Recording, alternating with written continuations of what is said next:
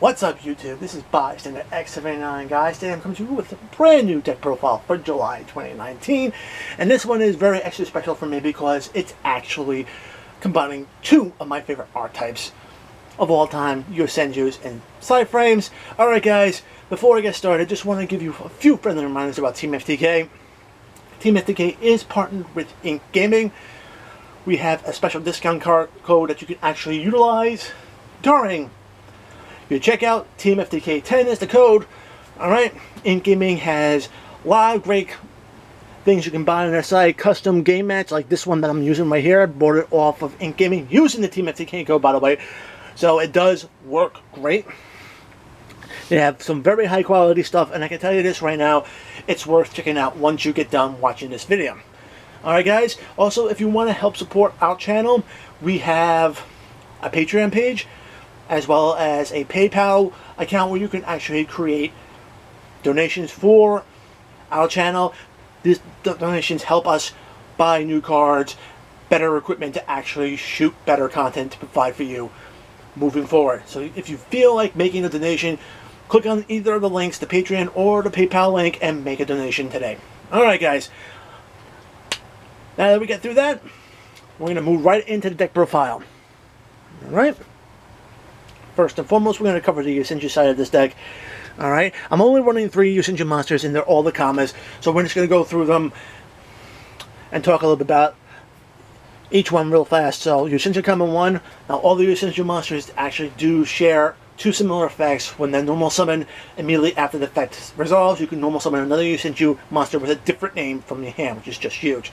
And during the end phase, any of your normal summoned Yosenju monsters are actually returned from your field back to your hand during the end phase, so you can keep the monster zones clear, allowing you to be able to respond to your opponent's plays using the PSY-Frame Gear cards that are also in this deck, which is just huge.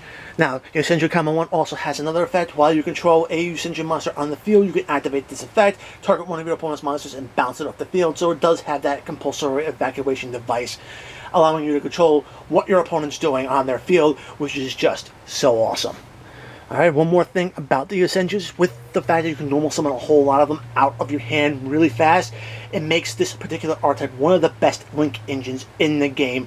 And I can tell you this right now, you will be using this card to link summon like crazy with this deck.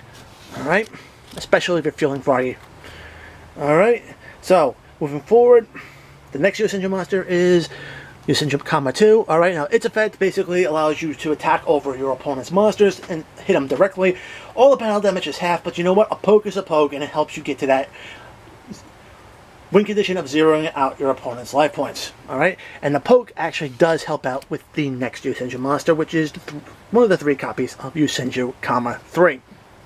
Whenever one of your Yosenju monsters inflicts battle damage to your opponent, while this card's face up in the field, you can search your deck for another Yosenju monster, except for Common 3. Alright, so that's it for the Yosenjus. On to the PSY-Frame side of the deck. Okay, I'm running 2 copies of PSY-Frame Driver and 2 copies of Multi-Threader. Now, a lot of players can mix and match with the ratios here. Some people might prefer 3 Multi-Threaders and 1 drivers. Others might think, alright, maybe not Multi-Threader so much and run more drivers. Play the ratios you want. I feel 2 and 2 is the best one because it gives you the best mix. Alright, now drivers, your vanilla, it gets summoned out from your hand, deck, or graveyard whenever you special summon a PSY-Frame Gear monster. Alright, Multi-Threader actually has a couple of effects. It counts as PSY-Frame Driver while in the hand or graveyard, so whenever you special summon a PSY-Frame Gear monster to the field, if this card's in your hand or in the graveyard, it will be special summoned out instead of Driver, just in case you can't access it. Alright, now the other cool thing about Multi-Threader is that it also has a hand trap ability. Basically, if any of your face-up Yosenju cards will be destroyed by battle or card effect, you can discard this card, and guess what? All your face-up PSY-Frame cards protected, can't be destroyed. You're going to be utilizing that card effect a lot more often than you think, especially with particular effects that are in the extra deck. All right.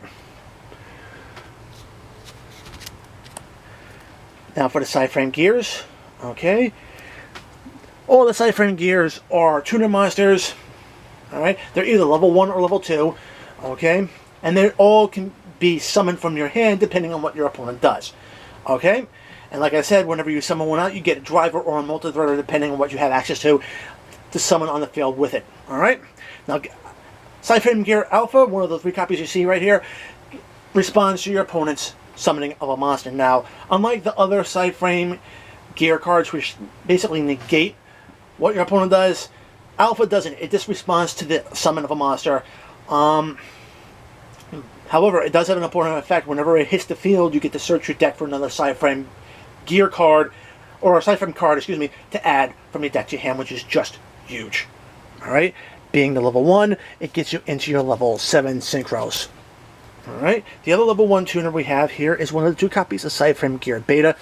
Alright? With the inclusion of PSY-Frame Lore Lambda now in the extra deck, direct attack's not going to be that big of a deal. But just in case you do have an empty field to summon this guy to, whenever your opponent attacks directly, summon this guy out with your driver or multi-threader. This guy will destroy the attacking monster and end your opponent's battle phase. Such a great effect. Can be very rude just on its own. When you start synchro summoning during your opponent's turn, yeah, it gets even ruder. Alright? Alright, and now we're going to go into the level 2s. We have 3 copies of PSY-Frame Gear Delta. Delta is the one that responds to your opponent's spell cards. Whenever they're activated, this will negate the activation of the spell card when it's summoned. Alright, and being the level 2, it gets you into your level 8 Synchros. Alright, and the last, and probably the best PSY-Frame Gear monster in the deck, one of the 3 copies of PSY-Frame Gear Gamma. Alright, this card will activate in response to your opponent's monster effects being activated. It will negate the activation of the monster effect and destroy the monster, which is just huge. Level 2 gets you into your level 8 Synchros with driver or multi-threader, which is just awesome. Alright. Now, one thing about the PSY-Frame decks you gotta realize about is this deck lives and dies by its field spells, so PSY-Frame Circuit getting in and out is going to be damn important. Alright? What does PSY-Frame Circuit do? While this card is face up in the field and you summon out a PSY-Frame Gear monster with either a driver or multi-threader, immediately after this card's effect resolves, you get this Synchro Summon, which means you can actually Synchro Summon during your opponent's turn, and that is huge, considering that both the PSY-Frame Lord Synchros actually do have quick effects that can actually allow you to take resources off of your opponent's field or out of their hand and basically play keep away with those resources. Alright? PSY-Frame Circuit also has another effect that a lot of players don't realize. It basically allows you to take any PSY-Frame monster that's in your hand, discard it, and allows you to power up a PSY-Frame monster that's being attacked. Alright? A lot of players forget this effect, and I can tell you this right now, it does come in handy from time to time, especially if you're trying to get over a big or problematic monster. Alright? Now, in order to see this card a whole lot more, I'm actually including 3 copies of Demise of Land. Metaverse just recently got limited, same thing with Terraforming, so seeing those cards are not going to be that easily. Demise of Land is actually a very good quick play spell because you can actually set this card during your first turn, and during your opponent's turn, whenever they special summon a monster, this card can be activated and it'll allow you to activate a field spell right from your deck. So awesome, and it'll keep your deck kind of a surprise factor about what you're playing, and your opponent is going to have to then adjust pretty quickly. Okay. To help you get to your Yosenjus, I have 3 copies of Fire Formation Tenki. Activate this card, search your deck for a Beast Warrior monster, which is just cool. This card, while it's on the face up on the field, will power up all your Beast Warrior monsters by 100 points for each copy that you have on the field, which is actually pretty good. So those direct attack pokes from Yosenju Kama 2 actually get a little bit stronger. Alright. Moving forward, this deck runs a lot of 3 of copies, so 2 copies of Pot of Desires just to help you get through your deck and be able to draw into more cards. And last but not least, I do run 3 copies of Pot of Duality. This deck doesn't summon or special summon a whole lot during your turn unless you want to extend it into the extra deck, and that's your particular choice. allows you to dig into your deck by 3 cards to get what you need. Okay, and last but not least, 2 copies of the PSY-Frame Overload trap card. This is the trap card that a lot of players that play against PSY-Frames fear, because you can banish a PSY-Frame card from your hand or off the field, target one of your opponent's cards, and banish that card face down. Alright?